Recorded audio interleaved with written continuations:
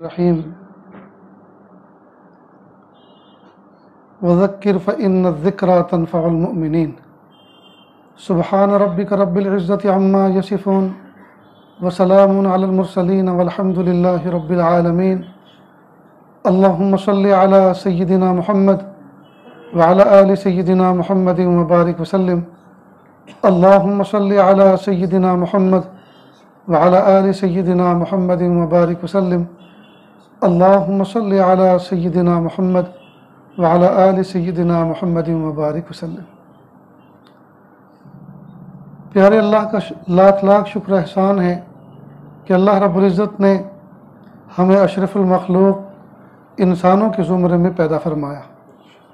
جس دن میں اور آپ پیدا ہوئے تھے اس دن اللہ پاک نے لاکھوں مخلوق پیدا فرمائی تھی۔ اس میں نہ جانے کتنے مچھر پیدا ہوئے، کتنے سانپ اور بچھو پیدا ہوئے، کتنے کتے اور بلی پیدا ہوئے، کتنے نالی کے کیڑے اور خنزیر پیدا ہوئے۔ اللہ چاہتے تو کسی اور جانور کی شکل میں پیدا کر سکتے تھے، لیکن اللہ پاک نے اشرف المخلوق حضرت انسان میں کے زمرے میں جنم دیا۔ نیز جس وقت اور جس دن میں اور آپ پیدا ہوئے اسی دن، اسی لمحے، اسی گھڑی لندن میں اور امریکہ میں، آسٹریلیا میں اور افریقہ میں اور ایشیا میں نہ جانے انسانوں کے گھر میں کتنے بچے پیدا ہوئے۔ کوئی بچہ یہودی ماں کی گود میں پیدا ہوا، کوئی عیسائی ماں کی گود میں پیدا ہوا، کوئی مشرک ماں کی گود میں پیدا ہوا، کوئی مجوسی ماں کی گود میں پیدا ہوا۔ اللہ پاک نے مجھے اور آپ کو اس ماں کی گود میں جنم دیا جو بچپن سے کلمہ پڑھتی تھی۔ جو یہود و نصارہ کی ماؤں کی گود میں پیدا ہوئے ان بچوں نے اللہ کا کچھ بگاڑا نہیں تھا، اور میں نے اور آپ نے اللہ کا کچھ سنوارا نہیں تھا کہ ہمیں مومن ماں کی گود ملی، ان کو کافر و مشرک ماں کی گود ملی۔ یہ قضا و قدر کے وہ فیصلے ہیں۔ اگر ہم اس نعمت پر، عظیم نعمت پر اپنی پیشانی سجدے میں رکھ کر صبح قیامت تک سجدے میں رکھیں جی اور نہ اٹھائیں، پھر بھی اس نعمت عظمیٰ کا شکر ادا نہیں ہو سکتا۔ اب اللہ پاک نے بن مانگے ہمیں مومن ماں کی گود میں جنم تو دیا، مومن ماں کی چھاتی سے دودھ پلایا، اور اللہ پاک نے ہمیں نسلی مومن بنایا، یعنی ہماری ماں بھی مومن اور ماں کی ماں بھی مومن اور ماں کی ماں بھی مومن، پیڑھیوں سے مومن چلے آ رہے۔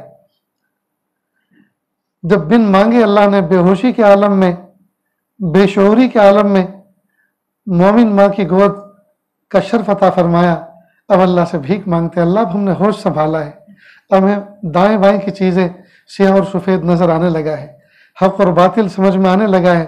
اللہ اب ہم آپ سے بھیک مانگتے ہیں کہ جو ایمان کی دولت آپ نے ہمیں عطا فرمائی وہ چھین نہ لیجیے، وہ دولت چھین نہ لیجیے۔ کہ اللہ کلمے کی دولت ملنے کے بعد کفر کا کلمہ پڑھنے سے حفاظت فرمائیے، آپ کا بننے کے بعد مخلوق کا بننے سے بچائیے۔ میرے بھائیو، اللہ کا لاکھ لاکھ شکر احسان ہے، اس وقت جو ہم بیٹھے ہوئے ہیں اللہ کے گھر میں بیٹھے ہیں اور سب کے سب کلمہ پڑھنے والے ہیں، لیکن عجیب بات یہ ہے کہ ہم نے چند چیزوں پر عمل کرنا بس اس کو اسلام کا جز سمجھ لیا، اور باقی بہت ساری چیزیں اسلام کی ہم چھوڑ بیٹھے ہیں۔ دین اسلام صرف نماز پڑھنے، رمضان کے روزے رکھنے، زکوٰۃ دینے اور حج عمرہ کرنے کا ہی نام نہیں ہے، بلکہ دین اسلام مکمل لائف اسٹائل، طرز زندگی، اللہ کے حکموں کے مطابق گزارنے کا نام دین اسلام۔ ہم نے صرف عبادات کو اسلام کا نام دے دیا۔ اسلام، مذہب اسلام، دین اسلام یہ 5 شعبوں پر مشتمل ہے، یعنی پورے کے پورے اسلام کو 5 شعبوں میں تقسیم کر کے پھر ہم اس پر زندگی گزار سکتے ہیں اور گزارنی چاہیے۔ نمبر 1، عقائد۔ عقائد کا تعلق دل اور دماغ کے ساتھ ہے۔ عقائد جمع ہے، عقائد بنا ہے عقدہ سے، عقیدہ بنا ہے عقدہ سے، اور عقدہ کہتے ہیں گرہ کو، مضبوط گانٹھ کو، گرہ کو، جیسے رسی میں گرہ لگا دیتے ہیں، اس کو عربی میں عقدہ کہتے ہیں۔ اس عقدہ سے بنا ہے عقیدہ، اور عقیدے کی جمع یعنی بہت سارے عقائد، عقیدے کی جمع عقائد ہے، یعنی بہت سارے عقیدے۔ ٹھیک، اب یہ جو عقیدہ ہے یہ اس کا تعلق اصل دل اور دماغ کے ساتھ ہے، یعنی دل اور دماغ کے ساتھ اس بات پر یقین کرنا کہ جو میرے رب نے کہا ہے اور جو پیارے رسول صلی اللہ علیہ وسلم نے حکم دیا ہے وہی حق ہے، وہی سچ ہے، اس کے علاوہ کچھ نہیں ہے۔ حق اور سچ پہ ایک بات یاد آئی، خواجہ معین الدین چشتی اجمیری رحمۃ اللہ علیہ جس زمانے کے اندر اجمیر میں تشریف لائے، اس زمانے کے اندر کفر و شرک کا دور دورہ تھا، جوگیوں کا دور دورہ تھا، اور وہ لوگوں کو شعبدہ اور ہاتھ چالاکیاں لوگوں کو دکھا کر اپنا گرویدہ بناتے تھے۔ پتہ چلا خواجہ معین الدین چشتی اجمیری رحمۃ اللہ علیہ کو کہ کسی علاقے میں کوئی جوگی آیا ہوا ہے اور وہ لوگوں کو چمتکار دکھا رہا ہے اور لوگوں کی تالیاں اور داد وصول کر رہا ہے۔ تو حضرت بھی اپنے خادم کے ساتھ پہنچ گئے، تو جس وقت پہنچے تو اس وقت وہ آسمان میں اڑنے کا کرتب دکھا رہا تھا، فلائنگ کر رہا تھا۔ وہ لکڑی کا زمانہ تھا، لکڑی کی چپل جس کو کھڑاؤں کہتے ہیں اردو زبان میں، کھڑاؤں پہنا کرتے تھے۔ تو حضرت نے اپنے کھڑاؤں کو حکم دیا کہ اس کو نیچے اتار کے لاؤ۔ اب یہ گئی اور اس کے سر پہ لگنا شروع ہوئی اور اس کی فلائٹ نیچے آ گئی۔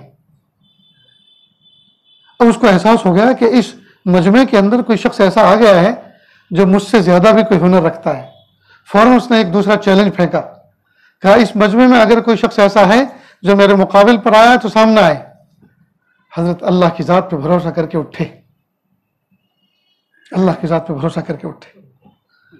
یہ کوئی دوستو معمولی بات نہیں ہے، اس لیے کہ حضرت نے یہ سب چیزیں نہیں سیکھی تھی، لیکن ان کو یقین تھا اس بات پر کہ میں حق پر ہوں اور یہ باطل پر ہے، اور اللہ کی مدد حق والوں کے ساتھ ہوتی ہے، باطل والوں کے ساتھ نہیں ہوتی۔ لہٰذا یہ جو بھی کچھ چیلنج ڈالے گا میں اس کو توڑوں گا اور اللہ کی مدد میرے ساتھ ہوگی۔ اچھا آپ ہیں، میری جھولی میں ایک چمتکار ایسا بھی ہے جس کا توڑ آپ کے پاس نہیں ہے، اور وہ یہ کہ میں ایک پیالے پانی کے اندر اپنے وجود کو غرق کر دیتا ہوں اور پیالے پانی کے اندر اضافہ بھی نہیں ہو پاتا، اور پھر دوبارہ اسی میں سے نمودار ہوتا ہوں۔ کیا آپ ایسا کر سکتے ہیں؟ کہ منگائیے 2 پیالے، ایک میں آپ ڈوبیں گے اور ایک میں ڈوبوں گا، اور جیسے آپ ڈوبیں گے ویسے ہی میں ڈوبوں گا۔ دوستو میرا سنانا آسان اور آپ کا سننا آسان ہے، لیکن سوچو تو صحیح، ایک طرف حق اور ایک طرف باطل، لیکن ان کو یقین تھا کہ یہ جو کچھ چیلنج کرے گا میں اس کو توڑوں گا، اور اللہ کی مدد میرے ساتھ ہے کیونکہ میں حق پر ہوں۔ چنانچہ 2 پیالے منگائے گئے، ایک ٹیبل سجایا گیا، اس پر لا کے رکھے گئے، ٹھہرو، اپنے ماننے والوں میں سے، اپنی قوم میں سے 2 آدمیوں کو اٹھاؤ اور ان سے حلف لو، پرومس لو، اس بات کا حلف لو کہ وہ جو بولیں گے سچ بولیں گے، سچ کے سوا کچھ نہیں بولیں گے۔ چنانچہ 2 شخصوں کو، برہمنوں کو اٹھایا گیا اور کہا بھائی آپ قسم کھاؤ اس بات کی کہ جو بولیں گے سچ بولیں گے، سچ کے سوا کچھ نہیں بولیں گے۔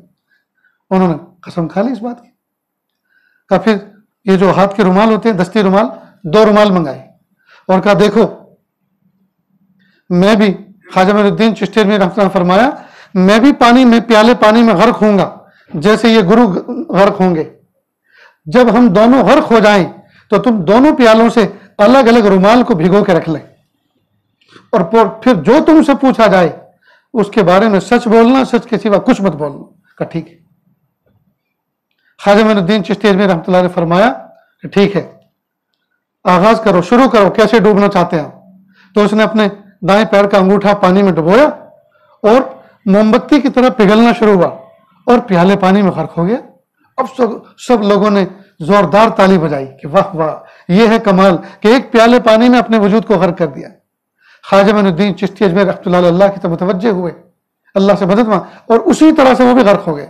پھر اور زیادہ زور سے لوگوں نے تالی بجائی۔ تھوڑی دیر کے بعد پھر دونوں کے دورے نمودار ہوئے، دونوں نے وہ کاروائی کر لی تھی، رومال بھگو کے رکھ لیے تھے۔ پھر خواجہ معین الدین چشتی اجمیری رحمۃ اللہ علیہ نے ان سے بھی کہا کہ سونگو، دونوں رومالوں کو الگ الگ رکھو اور سونگو، اور اس سے بھی کہا گرو سے کہ تو بھی سونگ۔ اس نے بھی سونگا، ایک رومال میں خوشبو تھی اور ایک میں بدبو۔ کہ سچ بتاؤ کون سے رومال میں خوشبو ہے اور کون سے میں بدبو ہے؟ کہ جس پیالے میں آپ ڈوبے تھے خواجہ معین الدین چشتی اجمیری، اس پانی میں جس رومال کو بھگویا تھا اس میں خوشبو ہے، اور جس میں یہ گرو ڈوبا تھا اس پیالے کے پانی میں جو رومال ڈبویا تھا اس میں بدبو ہے، اور ہم سچ کہہ رہے ہیں اور سچ کے سوا کچھ نہیں۔ اب اس گرو نے پوچھا کہ یہ کیا ماجرا ہے؟ کہا پریشان مت ہو، نہ یہ آپ کے پانی کی بدبو ہے نہ یہ میرے پانی کی خوشبو ہے، در حقیقت یہ حق کی خوشبو ہے اور وہ باطل کی بدبو ہے۔ یہ حق کی خوشبو ہے، وہ کفر کی بدبو ہے۔ بس اتنا کہنا تھا کہ قدموں میں گر گیا اور کہا کہ اتنی تپسیا، اتنے مجاہدے، اتنی ڈنڈوت کرنے کے بعد اگر کمال ملا تو بدبودار، مجھے بھی خوشبودار بنا دیجئے۔ اور قدموں میں گر کر حضرت کے ہاتھوں پہ کلمہ پڑھا اور مومن مشرف اسلام ہو گیا۔ انہوں نے کہا نہیں تھا کہ کلمہ پڑھو مسلمان بن جاؤ، لوگوں نے حق کو سمجھ کر، پہچان کر کہ یہی حقیقت ہے، اسلام قبول کیا۔ کس نے کہا؟ کون ڈنڈا لے کے نکلا تھا کہ اسلام قبول کرو؟ سب لوگوں نے حق کو دیکھا۔ انڈونیشیا، ملیشیا کے علاقے کے اندر تابعین طب تابعین آئے اور انہوں نے کسی کو یہ نہیں کہا کہ اسلام قبول کرو۔ اس خطے کے اندر جو اسلام پھیلا، اور کسی سے یہ نہیں کہا کہ تم اسلام قبول کرو، بلکہ انہوں نے عمل اسلام کے مطابق، اپنا بہیو، اپنا برتاؤ، اپنا عمل اسلام کے مطابق کر کے دکھایا۔ لہذا وقت پر دکان کھولتے تھے، وقت پر بند کرتے تھے، نماز کے وقت شٹر ڈاؤن کرتے، دروازہ بند کرتے، نماز کے لیے آتے، سچ بولتے، پورا تولتے، جو دکھاتے وہی دیتے، جو کہتے وہی کرتے۔ نتیجہ یہ ہوا کہ لوگ ان کی شاپ پر آتے اور دیکھا کہ وہ نماز کے لیے گئے ہوئے ہیں، اور ان کو اندازہ ہوتا کہ وہ نماز کے بعد 10 منٹ 15 منٹ میں آنے والے ہیں، تو وہ لوگ ان کے شٹر بند کی ہوئی دکانوں کے باہر بیٹھ جاتے۔ دوسرے لوگ، ان کے کمیونٹی کے لوگ کہتے بھائی وہی چیز جو وہ بیچتے ہیں ہمارے یہاں بھی تو ہے، آپ ہمارے یہاں کیوں نہیں آتے؟ کہ نہیں، انہیں کے یہاں سے لیں گے۔ چنانچہ ایک بے چینی کی کیفیت ہوئی بازار میں کہ یہ پردیسی لوگ آئے، یہ مسلمان آئے، اور یہ لوگ پتہ نہیں کیا جادو کیے ہوئے ہیں کہ لوگ کسٹمر انہیں کے پاس آتے ہیں، ہمارے پاس نہیں آتے۔ چنانچہ حکومت وقت کو خبر پہنچائی کہ ان کو ڈپورٹ کرو، یہاں سے نکالو، ورنہ یہ ملک کی ساری مارکیٹ کا بھٹا بٹھا دیں گے۔ چنانچہ یہ آدیش دیے گئے، قانون، یہ فرمان جاری کیا گیا کہ ان کو یہاں سے نکالو۔ تو جب انہوں نے اپنا بستر لپیٹا، سامان لپیٹا جانے کے لیے، تو لوگ سڑکوں پہ لیٹ گئے کہ نہیں، ان کو نہیں جانے دیں گے۔ انہوں نے کس کا کیا بگاڑا ہے؟ یہ سچ بولتے ہیں، پورا تولتے ہیں، جو کہتے ہیں وہی کرتے ہیں، جو دکھاتے ہیں وہی دیتے ہیں، وعدہ خلافی نہیں کرتے، کم نہیں تولتے، جھوٹ نہیں بولتے، ان سے تو ہمیں نفع ہے۔ چنانچہ قانون کے نافذ کرنے والے ادارے جمع ہو گئے، پوچھا کہ بھائی کیا بات ہے؟ کہا پبلک ان کو جانے نہیں دے رہی، حکومت ان کو ڈپورٹ کرنا چاہ رہی ہے۔ تو لوگوں سے پوچھا بھائی ان کے اندر خوبی کیا ہے؟ کہ خوبی یہ ہے، حکومت نے دوسروں سے کہا بھائی تم بھی ایسے کرنا شروع کرو، تو پھر کیا بھیجنے کی ان کی ضرورت ہے؟ لوگ تمہارے یہاں بھی جائیں گے، ان کے یہاں بھی آئیں گے، جو چیز ان کے یہاں، جو کوالٹی ان کے یہاں مل رہی ہے، جو پرومس ان کے یہاں مل رہا ہے، وہ تمہارے یہاں نہیں مل رہا، اس لیے تمہارے یہاں نہیں آ رہے، تو تم بھی وہی چیز شروع کرو۔ انہوں نے ان سے سیکھنا شروع کیا، یہاں تک کہ معاملات کیا سیکھے، دین سیکھ لیا اور اسلام قبول کر لیا، اور پوری کنٹری اور پورے ملک میں اسلام پھیل گیا۔ یورپ کا ایک انگریز گورا بغداد پہنچا۔ اس زمانے کا بغداد جب وہاں اسلام کا سکہ چلتا تھا، اسلام اوڑھا جاتا تھا، اسلام بچھایا جاتا تھا، اسلام زندگیوں میں تھا۔ اس نے دیکھا کہ میں دیکھوں مسلمان کیسے ہوتے ہیں، اسلام کیسا ہوتا ہے، اور اسلام ان کو کیا سکھاتا ہے۔ گھومتا رہا، وزٹ کرتا رہا، لوگوں کو غور سے دیکھتا رہا، ان کے انداز، چلنے پھرنے کے، اٹھنے بیٹھنے کے، گفتگو کرنے کے، لین دین کے، سب دیکھتا رہا۔ اس کو شیونگ مشین کی ضرورت پیش آئی، اس زمانے میں اس طرح جو بھی ہوتا ہوگا، لینگویج کا، زبان کا پرابلم تھا۔ ایک دکان پر گیا کہ یہ چیز، اس نے سیمپل دکھائی، یہ چیز آپ کے یہاں ہے؟ کہا ہے۔ کہا دکھائیے۔ تو اس نے نمونہ دکھایا، کہ اس کو پسند آیا، کہ پرائز، قیمت، اس نے قیمت بتائی، قیمت بھی اس کو مناسب لگی، چیز بھی پسند آئی، کہ ایک پیس دے دو۔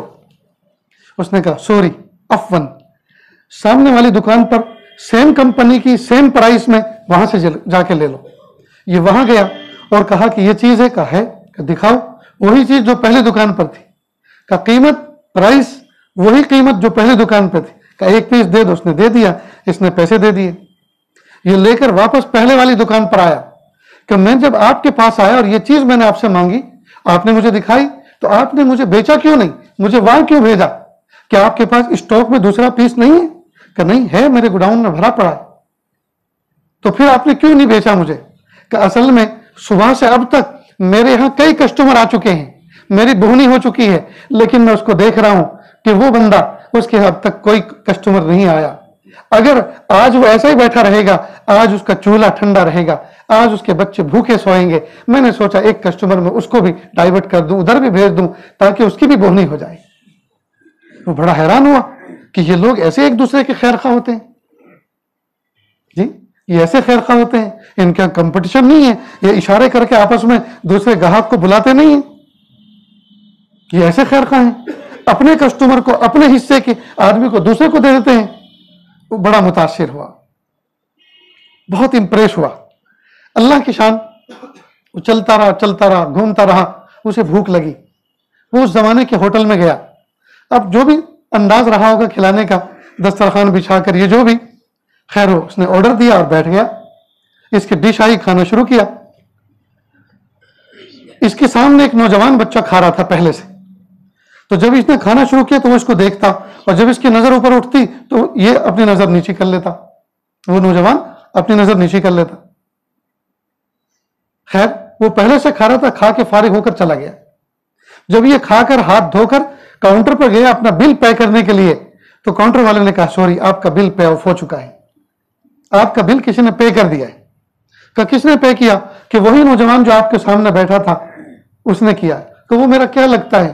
کہ وہ آپ کا لگتا تو کچھ بھی نہیں، لیکن اس نے مجھ سے آ کر ایک بات کہی کہ یہ آدمی اس ملک کا معلوم نہیں ہوتا، یہ گیسٹ ہے، یہ مہمان ہے، اور مہمان کی اسلام میں مہمانداری کرنا فضیلت رکھتا ہے. لہٰذا اس آدمی کی مہمانداری میرے ذمے ہے. چونکہ میں آج خود ہوٹل میں کھا رہا ہوں، گھر پہ نہیں ہوں، لہٰذا میں کہاں اس کی مہمان نوازی کروں؟ یہی ہوٹل میں مہمان نوازی کرتا ہوں، میری طرف سے اس کی دعوت ہے. اس کا بل کتنا ہے میں پے کر کے جاتا ہوں، اس سے پیسے مت لینا. وہ بڑا متاثر ہوا. کہا وہ کدھر کو گیا؟ میں اس کو تھینک یو اور شکریہ کہنا چاہتا ہوں. کہ نہیں وہ چلا گیا، مجھے بھی پتا نہیں وہ کدھر گیا. وہ قیامت کے دن اس کا بدلہ اپنے اللہ سے لے لے گا. وہ قیامت کے دن اس کا بدلہ اپنے اللہ سے لے لے گا. تو اس نے کہا اگر اسلام یہ سکھاتا ہے اور مسلمان ایسے ہوتے ہیں جیسا کہ میں دیکھ رہا ہوں، تو پلیز مجھے بتائیے اسلام کیسے ایکسیپٹ کیا جاتا ہے، اسلام کیسے قبول کیا جاتا ہے. میں اسلام قبول کرنا چاہتا ہوں. کھڑے کھڑے وہی کاؤنٹر والے کے ہاتھ پر اس نے اسلام قبول کر لیا. میرے بھائیوں، ایک دور وہ تھا کہ میرے اور آپ کے چہروں کو دیکھ کر لوگ اسلام قبول کرتے تھے، میرے اور آپ کے بہیو کو دیکھ کر اسلام قبول کرتے تھے، میری اور آپ کے چال چلن کو اور اخلاق کو دیکھ کر اسلام قبول کرتے تھے. لیکن ہائے افسوس، آج ہمیں لوگ دیکھ کر وحشت محسوس کرتے ہیں. ہمیں دیکھ کر وحشت محسوس کرتے ہیں. ہمارے اندر کتنا بگاڑ آ گیا ہے. ان کے ظاہر کیسے تھے اور باطن کیسے تھے، ان کے اخلاق کیسے تھے اور ان کا بہیو کیسا تھا. یہ تو عوام کی بات ہے. بڑے کیسے تھے، یہ تو محکومین اور رعایا کی بات تھی. حکام کیسے تھے، چلیے صحابہ کرام کے دور میں چلتے ہیں. حضرت عمر فاروق اعظم رضی اللہ تعالیٰ عنہ حضرت ابو بکر صدیق رضی اللہ عنہ کے دفتر آفس میں آئے، حجرے میں آئے. وہاں ایک رجسٹر رکھا ہوا تھا. اس کے اوپر لکھا ہوا تھا کہ یہ رجسٹر محتاج مدینہ کی فہرست پر مشتمل ہے.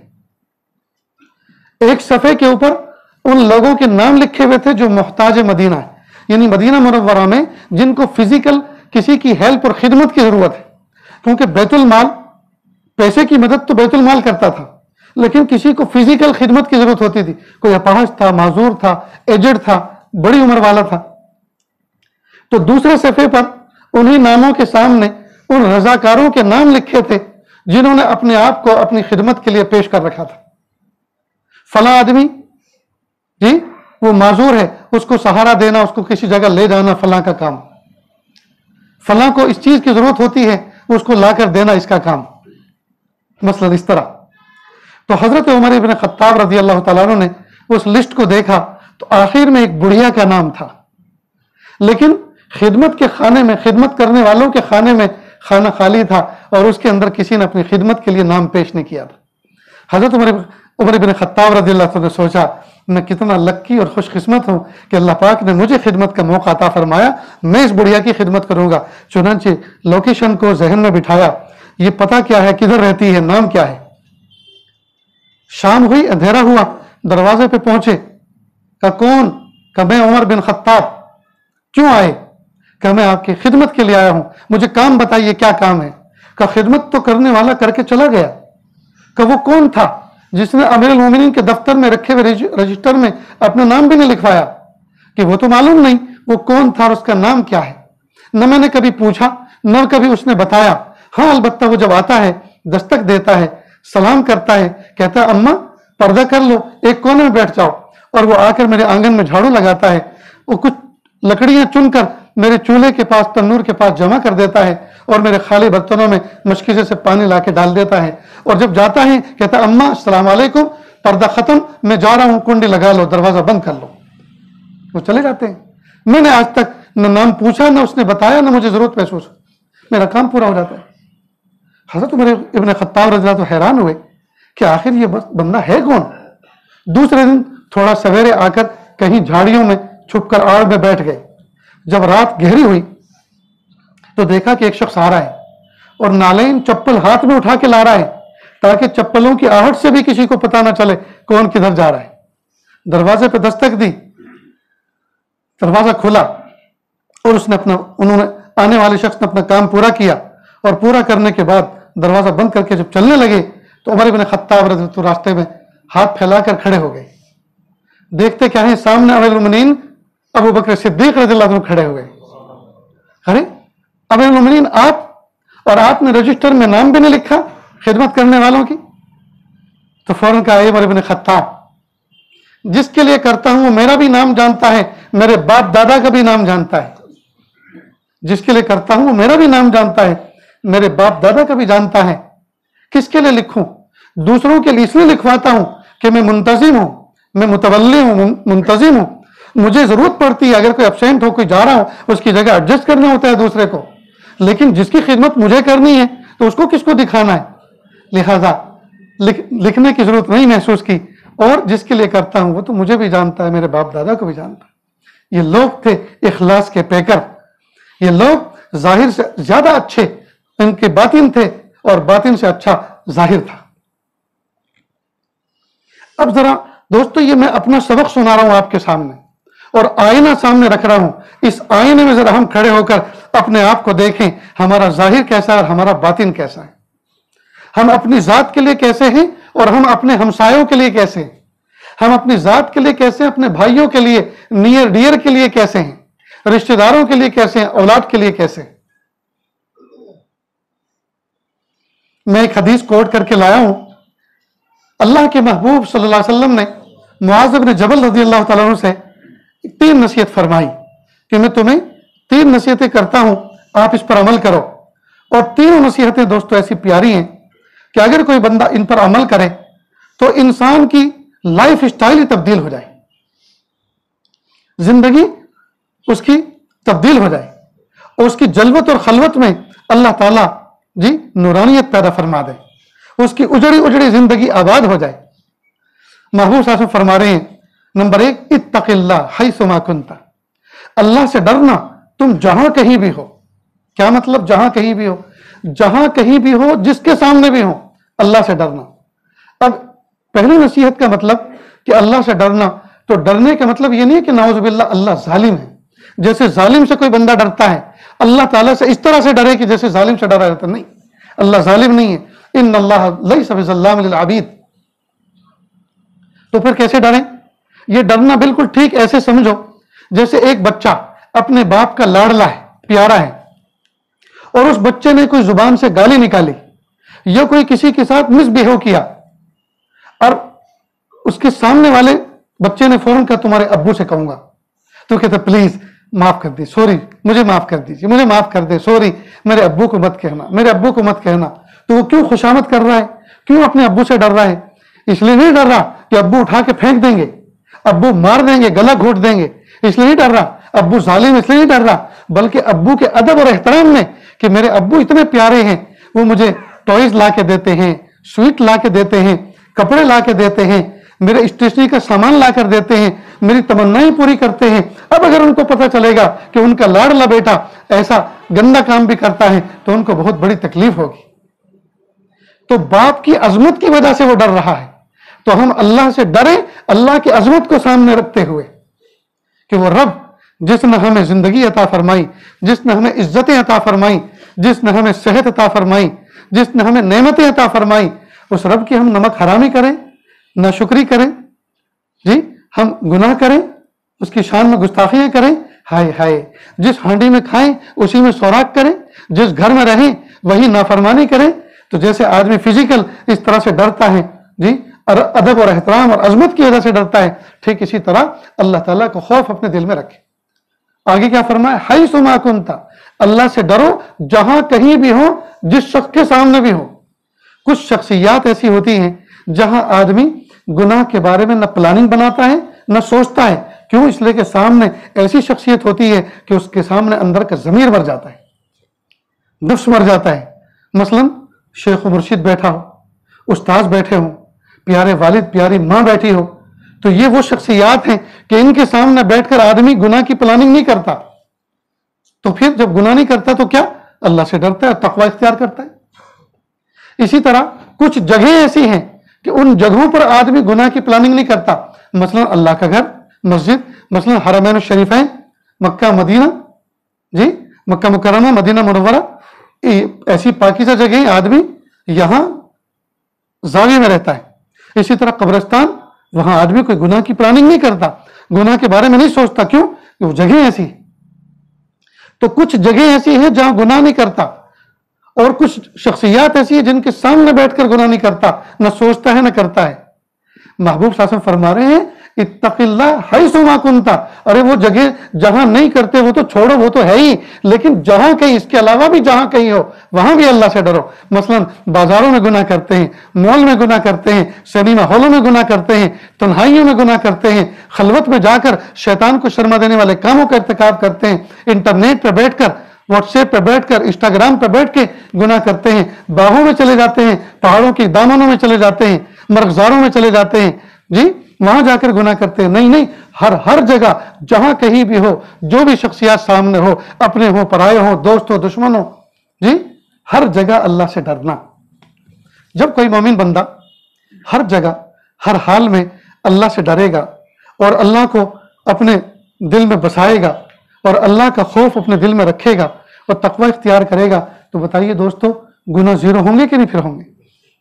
فرمایا اتق اللہ حیث ما کنت، اللہ اکبر کبیر، یہ ہے نا اتق اللہ حیث ما کنت۔ اس کو لکھ کے دوستو سمجھ تو گئے نا مفہوم اس کا، اس کو لکھ کے اپنی دیواروں پر جہاں نظر پڑتی ہے وہاں رکھو، اتق اللہ حیث ما کنت۔ ایک جگہ قرآن پاک میں اللہ فرمانا الم یعلم بان اللہ یرا، کیا وہ جانتا نہیں ہے، کیا یہ بندہ جانتا نہیں ہے کہ اللہ اس کو دیکھ رہا ہے؟ الم یعلم بان اللہ یرا۔ کوئی بچہ شریر ہو اور پیچھے اس کے والد بیٹھے ہوئے ہوں یا نہ بیٹھے ہوں، اور اس کا کوئی دوست کوہنی مار کے کہ تم شرارت کر رہے ہو اور تمہارے ابا پیچھے بیٹھے ہوئے ہیں، تم فون میں گیم کھیل رہے ہو تمہارے ابا دیکھ رہے ہیں، تو وہ ایک دم سے دوست ہو جاتا ہے۔ تو ابا کے دیکھنے کا احساس پیدا ہو، فون الٹا کر دیا جاتا ہے، شرارت بند کر دی جاتی ہے۔ اگر ربا کے دیکھنے کا احساس پیدا ہو جائے تو پھر گناہ کیوں نہیں چھوٹیں گے دوست؟ تو اس بات کو اندر دل کے اندر پیدا کرنے کی ضرورت ہے، میرا ربا مجھے دیکھ رہا ہے۔ اتق اللہ حیث ما کنت۔ ایک نوجوان تھا، باغ کا مالک تھا، اور باغ کے بیچ میں اس نے فارم ہاؤس بنایا تھا۔ ایک روز وہ باغ میں پہنچا، باغ کے اندر اس نے ایک مالی بھی رکھ رکھا تھا انتظام کرنے کے لیے، اور اس کی بیوی بھی تھی، چھوٹے چھوٹے بچے بھی تھے۔ جیسے وہ باغ میں داخل ہوا تو مالی کی بیوی پہ نظر پڑی اور نظریں خطا کر گئی، دل کے اندر میل آ گیا۔ اس نے تنہائی کا پلان بنایا، فوراً اس کو کہا بھئی یہ لو پیسے اور اپنے چھوٹے چھوٹے بچوں کو ذرا بازار لے کے جاؤ، کچھ ان کچھ چیزیں دلا کے لاؤ، گھما کے لاؤ، چکر لگا کے لاؤ۔ اس طرح سے اس نے تنہائی کا موقع پیدا کر لیا۔ بیوی پاکیزہ تھی، تقیہ نقیہ زکیہ تھی. اس کو احساس ہو گیا آج شاید میری عزت پر آ بنی ہے. جب وہ کافی دور چلا گیا تو ہوا وہی جس کا اس کو شبہ تھا. اس نے آواز دی ادھر آؤ. اس نے اپنے فارم ہاؤس میں گھر کے اندر بلایا، کہا کہ کھڑکی دروازے جتنے سب بند کرو. اسے یقین ہو گیا کہ آج ہمارے مالک کی ہم پہ نظر بگڑ گئی. اب اس نے کانپتے ہوئے ہاتھوں کے ساتھ، لرزتے ہوئے دل کے ساتھ، بہتے ہوئے آنسوؤں کے ساتھ کھڑکی دروازے بند کرنے شروع کیے. وہ اندر کمرے میں جا کے اس کا انتظار کرنے لگا. جب وہ دروازے بند کر کے ایک طرف کونے میں گئی، پھوٹ پھوٹ کر رونے لگی اور کہا میرے پیارے رب، میں جب کبھی کنواری تھی، جب کسی نامحرم پہ نظر نہیں پڑی، جب کسی نے میرا ہاتھ نہیں پکڑا، جب کسی نے میری عزت پر دست درازی نہیں کی، آج جب کہ میں بچے والی ہوں، آج جب کہ میں نکاح والی ہوں، آج میری عزت کیا بنی ہے. میرے پیارے اللہ، آپ ہی حفاظت کرنے والے. اس تنہائی میں، جنگل میں، اس باغ میں کون میرا رکھوالا ہے؟ اللہ آپ کے سوا کوئی نہیں. جو شوہر تھا وہ تو بازار میں بھیج دیا گیا ہے. پھر اس نے اندر سے آواز دی کیا ہوا؟ کھڑکی دروازے بند ہوئے کہ نہیں ہوئے؟ اس نے کہا جناب سب میں نے بند کر دیے، ایک کھڑکی مجھ سے بند نہیں ہو رہی. اب وہ سینہ تان کے آیا کہ تو اتنی کمزور ہے، کون سی کھڑکی تجھ سے بند نہیں ہو رہی؟ اس نے کہا مخلوق جس سے دیکھتی ہے وہ ساری کھڑکی اور دروازے تو میں نے بند کر دیے، لیکن خالق جس دروازے سے اور کھڑکی سے دیکھ رہا ہے وہ مجھ سے بند نہیں ہو رہی. بس یہ کہنا تھا کہ وہ فوراً اس کی چیخ نکلی اور قدموں میں گر گیا اور کہا مجھے معاف کر دیجیے، مجھے معاف کر دیجیے. مجھے پتہ نہیں تھا کہ اللہ نے آپ کو ایسا تقوی والا دل عطا فرمایا ہے. شیطان میں ہوں، شیطانیت میرے اندر ہے، تم تقیہ نقیہ زکیہ ہو، پلیز اللہ کے لیے مجھے معاف کر دے. تو جب یہ تقوی دل کے اندر پیدا ہوتا ہے تو کیا جلوت اور کیا خلوت، ہر جگہ بندہ برابر ہوتا ہے. آج دوستو، پیارے نوجوان، میں کسی کو پن آؤٹ کر کے نہیں کہہ رہا، لیکن عام ایک حالت بیان کر رہا ہوں. آج ہم لوگ جلوت کے پارسا اور خلوت کے پاپی بنے ہوئے، مخلوق کے سامنے بزرگ بنے ہوتے ہیں اور تنہائیوں میں شیطان کو شرما دینے والے کاموں کا ارتکاب کرتے ہیں. یاد رکھنا، سفید سفید کپڑے پہن کر مخلوق کو دھوکہ دے سکتے ہیں، خالق کو کبھی دھوکہ نہیں دے سکتے. خالق کو کبھی دھوکہ نہیں دے سکتے. کہ میں پگڑی پہن کر مخلوق کو دھوکہ دے سکتا ہوں، خالق کو کبھی دھوکہ نہیں دے سکتا. اس لیے دوستو، ضرورت ہے اس بات کی کہ ہم اپنے ظاہر کو بھی سنواریں اور اپنے باطن کو بھی سنواریں. ظاہر کو باطن سے اچھا اور باطن کو ظاہر سے اچھا بنا. تو محبوب صلی اللہ علیہ وسلم نے معاذ بن جبل رضی اللہ عنہ کے ذریعے سے صبح قیامت تک آنے والی امت کے لیے ایک پیغام بھیجا، اتق اللہ حیث ما کنت، تقوی اختیار کرنا تم جہاں کہیں بھی ہو، بازار میں ہو تو بھی، گھروں میں ہو تو بھی، خلوت میں ہو تو بھی اور جلوت میں ہو تو بھی. ایک ہمارے بزرگ گزرے ہیں پڑوسی ملک میں، شاہ حکیم محمد اختر صاحب رحمۃ اللہ علیہ. وہ نوجوانوں سے کہتے تھے اے نوجوانوں، جب تم بازاروں میں گھومو اور کوئی خوبصورت چہرہ تمہارے سامنے آئے اور تمہارا نفس خطا کرے، تمہاری نگاہیں خطا کریں اور اس کو دیکھنے کو دل کرے، فوراً نگاہیں بچانا اور ہمت بڑھانے کے لیے، اندر سے موٹیویٹ ہونے کے لیے، گناہوں سے بچنے کے جذبے جو ہے آشکارا کرنے کے لیے جی میرا ایک شعر گنگنا لیا کرو. نہ دیکھیں گے نہ دیکھیں گے ان کو ہرگز نہ دیکھیں گے کہ جن کے دیکھنے سے رب میرا ناراض ہوتا ہے. نہ دیکھیں گے نہ دیکھیں گے ان کو ہرگز نہ دیکھیں گے کہ جن کے دیکھنے سے رب میرا ناراض ہوتا ہے. دوسری نصیحت جو محبوب صلی اللہ علیہ وسلم فرمائی حضرت معاذ بن جبل رضی اللہ عنہ کو، وَأَتْبِعِ السَّيِّئَةَ الْحَسَنَةَ تَمْحُوهَا. کسی بھی گناہ کے بعد فوراً کوئی نہ کوئی نیکی کر لو تاکہ وہ نیکی اس گناہ کو مٹانے کا ذریعہ بن جائے. نیکی جو ہے نا، نیکی یہ ریموور کی طرح ہے. آپ نے دیکھا ہوگا اسکول کے اندر، کالجوں کے اندر، درسگاہوں کے اندر وائٹ بورڈ ہوتے ہیں، بلیک بورڈ ہوتے ہیں، چوک بتی سے اس پر لکھا جاتا ہے، سلیٹی سے لکھا جاتا ہے، اور استاد کے ہاتھ میں ایک کپڑا ہوتا ہے جس کو ڈسٹر بھی کہتے ہیں. جی جب کوئی حرف غلط لکھا جاتا ہے فوراً اس کو مٹاتا ہے. تو نیکیاں جو ہے نا یہ ریموور ہیں. نیکیاں یہ گناہوں کو کھانے والی، گناہوں کو ختم کرنے والی، ڈیلیٹ کرنے والی. فرمایا گناہ کرنا نہیں ہے، لیکن اگر گناہ تم سے نفس و شیطان کرا دے، گناہ کرنا نہیں ہے لیکن گناہ اگر تم سے ہو جائے، جی فوراً کوئی نہ کوئی نیکی کر لو، وہ نیکی تمہارے گناہ کو مٹانے کا باعث بن جائے گی. مثلا فوراً کلمہ پڑھ لو، فوراً استغفار کر لو، فوراً روپیہ 2 روپیہ صدقہ نکال دو, فوراً کو اللہ میری توبہ, اللہ مجھے معاف کر دیجیے. اللہ تعالیٰ اس نیکی کو اس گناہ کے مٹانے کا ذریعہ بنا دیں گے. کون کہہ رہا ہے؟ محبوب صلی اللہ علیہ وسلم فرما رہے ہیں. وَأَتْبِعِ السَّيِّئَةَ الْحَسَنَةَ تَمْحُوهَا, گناہ کے بعد فوراً کوئی نہ کوئی نیکی کر لو تاکہ وہ نیکی اس گناہ کو مٹانے کا باعث بن جائے. اب یہاں ایک بات سمجھو, ہم سب کے سب نہا دھو کر صاف ستھرے کپڑے پہن کے بیٹھے ہیں کہ نہیں؟ بہت سے لوگ روزانہ ڈیلی غسل کرتے ہیں اور کپڑے بدلتے ہیں, اور کچھ نہ ہو تو 2-3 دن کے بعد, اور حد سے حد جمعہ کے دن تو غسل کرتے ہی کرتے ہیں سنت, اور کپڑے بدلتے ہیں. سچ بتاؤ دوستو, اس مجمع میں کوئی عقل مند ایسا ہے جو جان بوجھ کے اپنے کپڑے گندے کرتا ہو؟ ہے کوئی؟ ہے تو ذرا ہاتھ اٹھاؤ, میں بھی زیارت کرنا چاہتا ہوں. نہیں ہے نا؟ تو کپڑے میلے نہیں کرتے نا, لیکن ہو جاتے ہیں کہ نہیں؟ کیوں ہو جاتے؟ اب اس کا کوئی جواب نہیں. بھائی اتنا احتیاط سے چلتے ہیں, اتنا احتیاط سے رہتے ہیں, بیٹھتے ہیں, کرسی ہو تو اس کو جھاڑتے ہیں اور دامن اٹھا کے بیٹھتے ہیں, لیکن پھر بھی میلے ہوتے ہیں. معلوم ہے کپڑے میلے کیا نہیں کرتے, کپڑے میلے ہو جایا کرتے ہیں. اور جب میلے ہو جایا کرتے ہیں تو مایوس ہوا نہیں کرتے, بلکہ واشنگ مشین میں دھو لیا کرتے. ٹھیک اسی طرح گناہ کیا نہیں کرتے, نفس و شیطان کرا دیا کرتا ہے. اور جب گناہ کیا نہیں کرتے ہو جاتے ہیں تو پھر مایوس ہوا نہیں کرتے, بلکہ توبہ کر لیا کرتے ہیں. کتنا آسان نسخہ ہے دوست. محبوب صلی اللہ علیہ وسلم فرما رہے ہیں وَأَتْبِعِ السَّيِّئَةَ الْحَسَنَةَ تَمْحُوهَا, آپ گناہ کے بعد فوراً, اگر گناہ ہو جائے, گناہ کرنا نہیں, اگر ہو جائے تو گھبرانا مت, مایوس مت ہونا, دل چھوٹا مت کرنا, فوراً کوئی نیکی کر لینا, فوراً کوئی نیکی کر لینا. وہ نیکی سبب بن جائے گی گناہ مٹانے کا. پیارے محبوب صلی اللہ علیہ وسلم نے کروڑوں رحمتیں ہوں میرے محبوب صلی اللہ علیہ وسلم پر, ہم سب کے پیارے نبی پر, کیا پیارے پیارے نسخے بتا کر گئے. وَأَتْبِعِ السَّيِّئَةَ الْحَسَنَةَ تَمْحُوهَا. چنانچہ آپ کلمات, ہمیں کلمہ تو قدم قدم پہ تھوڑی تھوڑی دیر کے ضرور پڑھنا چاہیے. کیوں؟ اس لیے کہ کلمہ ایسی دولت ہے کہ کفر جیسا گناہ اس سے مٹ جاتا ہے. بھائی کوئی کافر و مشرک کلمہ پڑھے سچے دل سے تو مومن ہو جاتا ہے کہ نہیں ہو جاتا؟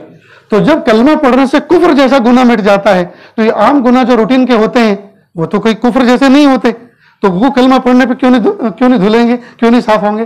لہذا کلمے کی اہمیت کو سمجھیں. فوراً لا الہ الا اللہ محمد رسول اللہ صلی اللہ علیہ وسلم, فوراً اس کا ورد کیا کریں گے نا انشاءاللہ. تو 2 بات ہو گئی.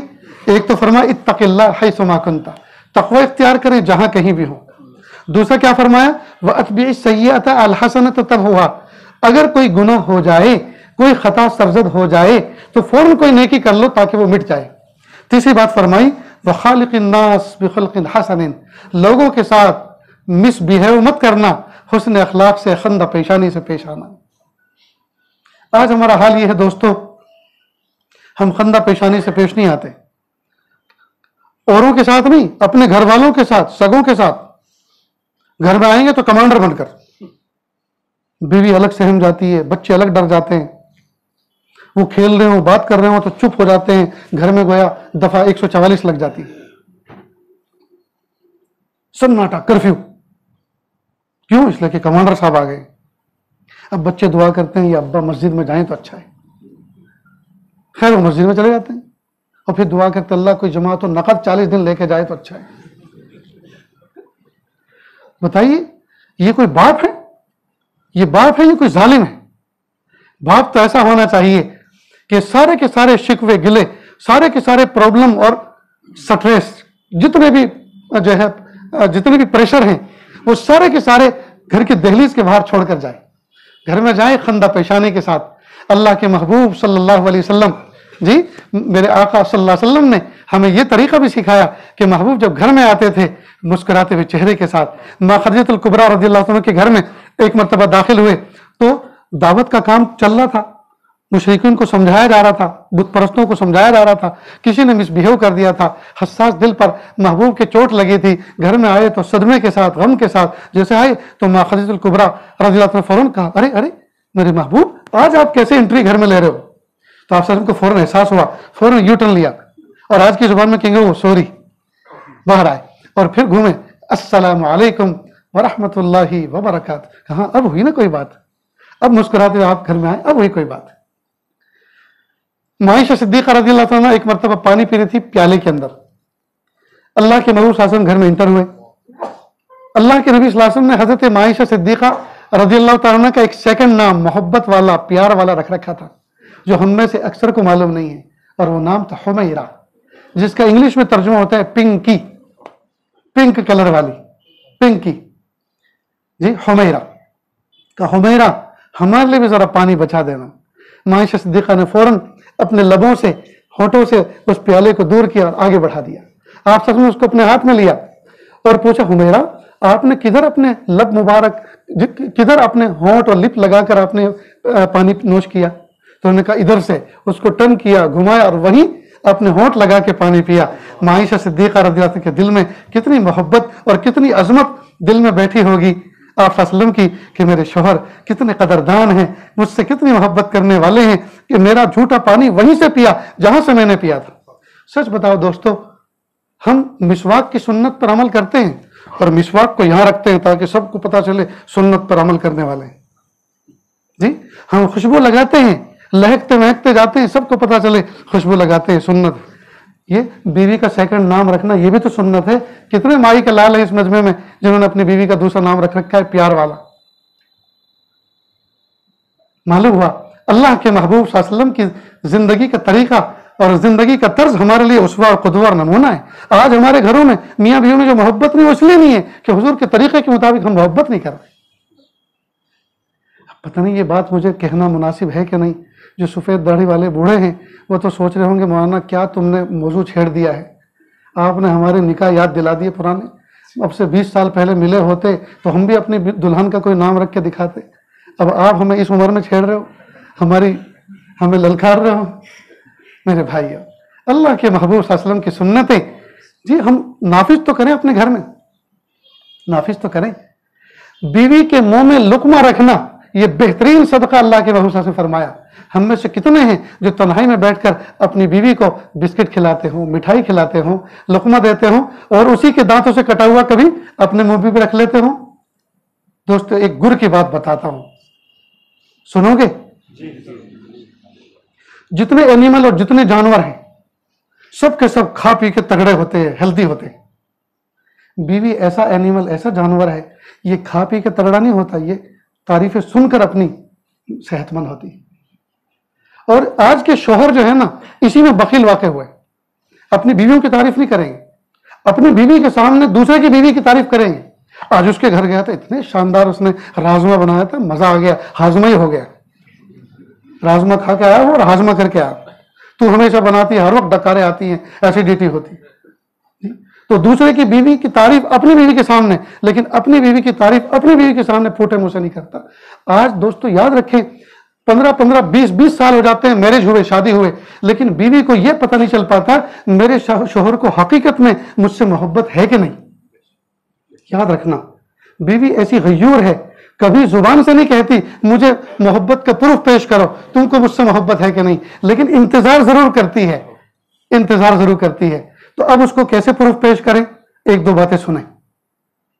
کئی مرتبہ محبت کے جملے کہہ کر، کئی مرتبہ محبت کی ادائیں دکھا کر، کئی مرتبہ جموں گئے، دلی گئے، وہاں سے واپس لوٹے، پیاری تمہارے لیے ایک چیز لے کر آیا ہوں، تحفہ لے کر آیا ہوں، کبھی کوئی چھوٹا موٹا زیور لے کر آئے، کبھی ہاتھ پیر کا کوئی موزہ دستانہ لے کر آئے، کبھی چپل اوڑھنی لے کر آئے، کبھی کوئی لباس لے کر آئے، اور تنہائی میں پیش کریں، پیاری یہ چیز مجھے بہت اچھی لگی، میں اسپیشل آپ کے لیے لے کر آیا ہوں۔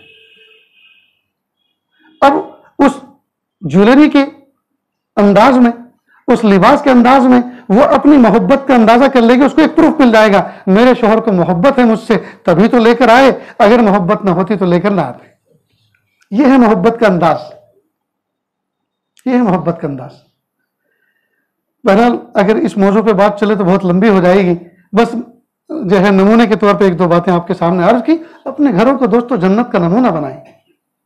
عجیب بات ہے، بیوی پہلو میں بیٹھی ہے، بیوی ایک بالش کے فاصلے پہ بیٹھی ہے، یہ جناب ادھر بیٹھے ہیں اور فون کھول کے بیٹھے ہوئے ہیں اور نہ جانے دنیا کی کیسی کیسی گڑیا اور کیسی کیسی بڑیا دیکھ رہے ہیں جی۔ دل بہلانے والی حلال بیوی موجود ہے، لیکن حلال کو چھوڑ کے حرام میں لگا ہوا ہے۔ پھر وہ بھی کیا کرتی، وہ بھی کسی میں لگ جاتی، وہ بھی کچھ دیکھتی، اور دونوں حرام کر رہے ہیں، دونوں غلط کر رہے ہیں. یہ کیوں کر رہے ہیں؟ اس لیے کہ حلال سے نفع نہیں اٹھایا جا رہا، حرام کی لذتیں لی جا رہی. عام طور پہ نوجوانوں کا یہ حال ہے. اللہ حفاظت فرمائے. اس لیے دوستو اس دیواجی زندگی کو بہترین بنائیں، اپنے اخلاق کو اچھا کریں. تو اخلاق یہ ایک عام چیز ہے. اللہ کے محبوب صلی اللہ علیہ وسلم فرما رہے ہیں وَخَالِقِ النَّاسِ، لوگوں کے ساتھ. اور اس میں لوگوں میں مذہب کی بھی قید نہیں ہے، ہر ایک کے ساتھ، لوگوں کے ساتھ حسن اخلاق سے پیش آؤ. نہ جانے کتنے لوگوں کے ساتھ، کتنے کافروں اور مشرکوں کے ساتھ مومنوں کے حسن اخلاق کی وجہ سے وہ اسلام کے دامن سے وابستہ ہو گئے. سینکڑوں ہزاروں واقعات. اللہ اکبر کبیر. وہ جو بغداد کا واقعہ سنا ہے وہ اخلاق ہی سے تو متاثر ہوا نا، اخلاق ہی سے متاثر ہوا. تو جب عام لوگوں کے ساتھ اخلاق سے پیش آنے کا حکم دیا تو اپنے نیئر ڈیئر، بیوی اور ماں، سگے بھائی اور بہن، ماموں اور چچا اور تایا، نانا اور دادا، ان کے ساتھ تو اور زیادہ، یہ تو اخص الخواص ہے، ان کے ساتھ تو اور زیادہ حسن سلوک سے پیش آنا چاہیے. نوجوان بچے گھر سے نکلتے ہیں نہیں بتاتے امی میں جا رہا ہوں، السلام علیکم، سلام کر کے نہیں جائیں گے، ماں کا بوسہ لے کے نہیں جائیں گے، ماں کے سے اپنے سر پہ ہاتھ پھروا کے نہیں جائیں گے، دعا لے کے نہیں جائیں، بلکہ پوچھتے بھی ہے کہ ابھی آ رہا ہوں. ماں پوچھتی ہے کہاں جا رہے ہو تو کہتا ابھی آ رہا ہوں. اب بتائیے کہاں جا رہے ہو، وہ تو منزل کا پتہ پوچھ رہی ہے اور یہ کہہ رہا ہے کہ ابھی آ رہا ہوں، یہ وقت بتا رہا ہے. تو یہ جواب ہوا اس کا؟ کتنی غلط بات ہے. پیارا باپ جی ساری جوانی اس نے زندگی کا وزن ڈھو ڈھو کر بچوں کو جوان کیا، پالا پوسا، لیکن بچہ گھر سے نکلتا ہے تو باپ کی اجازت محسوس نہیں کرتا اس کی اجازت لینا، اور اس کو سلام کر کے نہیں جاتا. بری بات ہے دوست. وَخَالِقِ النَّاسِ بِخُلْقٍ حَسَنٍ. محبوب فرما رہے ہیں تیسری نصیحت، لوگوں کے ساتھ حسن سلوک کے ساتھ پیش آؤ. ماں باپ کے ساتھ حسن سلوک، ہمسایوں کے ساتھ حسن سلوک، راہ چلتے ہوئے لوگوں کے ساتھ حسن سلوک. آج ہمارا حال یہ حسن سلوک تو ہمارا نہیں رہا، البتہ بد سلوکی عروج پر ہے. گاڑی میں جائیں گے، ہارن دیں گے، سامنے والے نے جگہ دے دی، یوں گھور کے جائیں گے، یہ ہے بد سلوکی. ارے راستہ دے دیا، کام ختم ہو گیا، تمہارے گھور کے دیکھنے سے کیا اس کی اصلاح ہو جائے گی؟ بلکہ ہو سکتا ہے وہ آئندہ اس بات کا خیال کرے کسی کو سائڈ نہیں دینا. ایک تو سائڈ دے رہے ہیں اور اوپر سے ڈانٹ رہے ہیں ہم کو. کیا فائدہ ہے دوست؟ اللہ تعالیٰ سے دعا ہے اللہ تعالیٰ کہنے سننے سے زیادہ عمل کی توفیق عطا فرمائے. وآخر دعوانا ان الحمد للہ رب العالمین. دعا کر لیجیے.